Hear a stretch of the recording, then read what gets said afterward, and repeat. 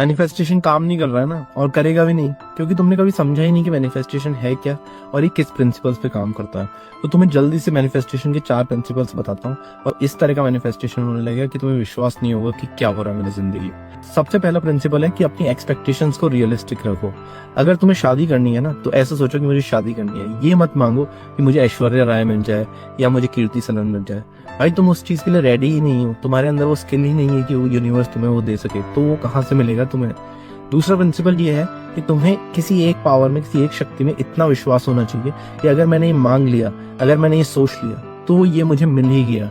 तो ये शक्ति कोई भी हो सकती है, ये तुम्हारे गुरु हो सकते हैं, ये भगवान हो सकते हैं, शिव हो सकते हैं, यूनिवर्स हो सकते हैं, लेकिन तुम्हें इतना विश्वास होना चाहिए अगर मैंने यूनिवर्स से मांग लिया तो यूनिवर्स ने मुझे दे ही दिया है। तीसरा प्रिंसिपल ये है कि कभी भी मांगो मत। अगर एक बार तुमने सोच लिया ना, तो ऐसा मत बोलो कि आई वॉन्ट दिस, कि मुझे ये चाहिए। क्यों? क्योंकि यूनिवर्स ना एक बहुत बड़ी कॉपी मशीन है, वो उसी चीज को रिपीट करने लगता है जिसे तुम सोचते हो। तो अगर तुम ऐसा आई वॉन्ट, मुझे चाहिए, ये बोलोगे ना, तो तुम्हें वो वही एक्सपीरियंस देने लगेगा, और तुम मुझे चाहिए, आई वॉन्ट के ही एक्सपीरियंस में पूरी जिंदगी काट दोगे, तुम्हें कभी वो चीज मिलेगी नहीं।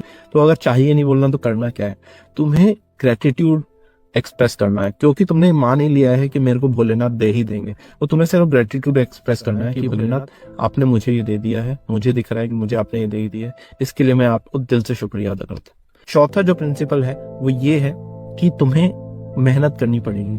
अगर तुम हाथ पे हाथ धरे बैठ के ये सोच लोगे कि मैंने तो भाई ये सोच लिया है, मैंने 3 चीजें एग्जैक्टली कर ली हैं और अब मुझे कुछ करने की जरूरत नहीं है, तो कुछ हाथ नहीं लगेगा।